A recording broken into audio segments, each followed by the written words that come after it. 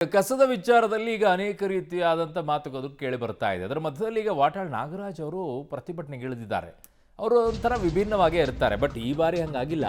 So ಮನೆಗಳ ಮುಂದೆ ಕಸ ಸುರಿತಾ ಇರುವಂಥದ್ದು GBA, ನಿಮಗೆಲ್ಲ ಗೊತ್ತಿದೆ. GBA ಕ್ರಮವನ್ನು ಖಂಡಿಸಿ ಜನಾಕ್ರೋಶ ವ್ಯಕ್ತವಾಗಿದೆ. 2 ಬ್ಯಾಗ್ನಲ್ಲಿ ಕಸ ತಂದಿದ್ದು ವಾಟಾಳ್ ನಾಗರಾಜ್. ಕಸ ಸುರಿದು ಪ್ರತಿಭಟನೆಗೆ ವಾಟಾಳ್ ನಾಗರಾಜ್ ಮುಂದಾದರು. ಕಸ ಸುರಿತಾ ಇದ್ದಂತೆ ಕಸವನ್ನು ಕಸಿದುಕೊಂಡಿದ್ದಾರೆ ಪೊಲೀಸರು. ಪೊಲೀಸರ ಜೊತೆಗೆ ವಾಗ್ವಾದಕ್ಕೆಳೆದಿರೋದು ವಾಟಾಳ್ ನಾಗರಾಜ್. ಏನ್ ಮೆಸೇಜ್ ಕೊಡಕ್ಕೆ ಹೊರಟಿದ್ದೀರಾ ವಾಟಾಳ್ ನಾಗರಾಜ್ ಅವರೇ?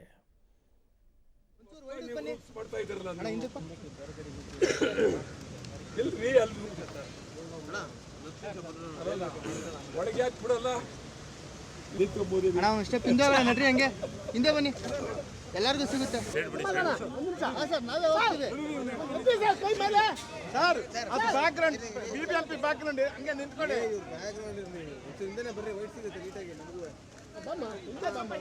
ಸಾವಿರಾರು ಚಳುವಳಿಗಳನ್ನು ಮಾಡಿದ್ದೇನೆ. ಸ್ಮಶಾನದಲ್ಲೂ ಅನುಕೂಲ ಇಲ್ಲ, ನೀರಿಲ್ಲ ಅಂಥೇಳಿ ಸ್ಮಶಾನದಲ್ಲೂ ಚಳುವಳಿ ಮಾಡಿದ್ದೇನೆ.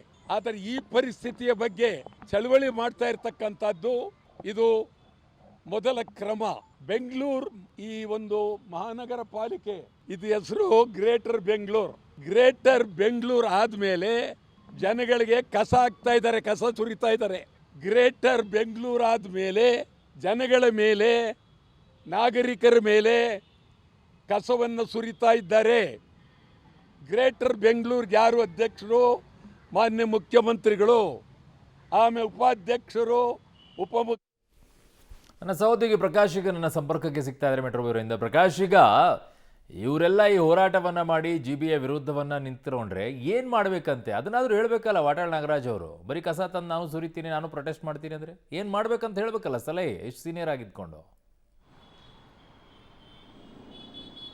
ಈ ವಿಚಾರದ ಬಗ್ಗೆ ಕೂಡ ವಾಟಾಳ್ ನಾಗರಾಜ್ ಅವರು ಮಾತನಾಡಿದ್ರು. ಏನು GBA ಅಧಿಕಾರಿಗಳು ಏನು ಕೆಲಸವನ್ನು ಮಾಡಬೇಕಾಗಿತ್ತು ಅದು ಮಾಡ್ತಾ ಇಲ್ಲ. ಅಂದರೆ ನಗರದ ಬಹುತೇಕ ವಾರ್ಡ್ಗಳಲ್ಲಿ, ಏರಿಯಾಗಳಲ್ಲಿ ಕಸದ ಗಾಡಿಗಳೇ ಹೋಗೋದಿಲ್ಲ.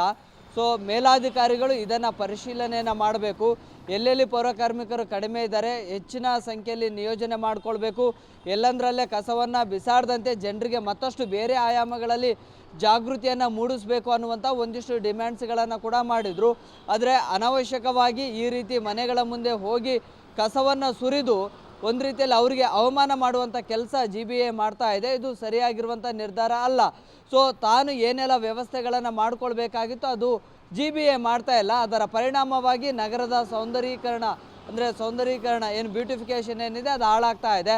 ಸೊ ಹೀಗೆ ಇದನ್ನು ಮುಂದುವರೆದ್ರೆ, ಮನೆಗಳ ಮುಂದೆ ಬಂದು ಕಸ ಸುರಿಯೋದು, ದಂಡವನ್ನು ಹಾಕಿದರೆ ನಾವು ನೇರವಾಗಿ CM, DCM ಮತ್ತು GBA ಆಡಳಿತಾಧಿಕಾರಿ ಮತ್ತು GBA ಕಮಿಷನರ್ ಅವರ ನಿವಾಸದ ಮುಂದೆ ಬಂದು ಕಸವನ್ನು ಸುರಿತೀವಿ ಅನ್ನುವಂತಹ ಆಕ್ರೋಶವನ್ನು ಕೂಡ ಹೊರಹಾಕಿದ್ರು. 2 ಚೀಲದಲ್ಲಿ ಕಸವನ್ನು ತಂದಿದ್ರು.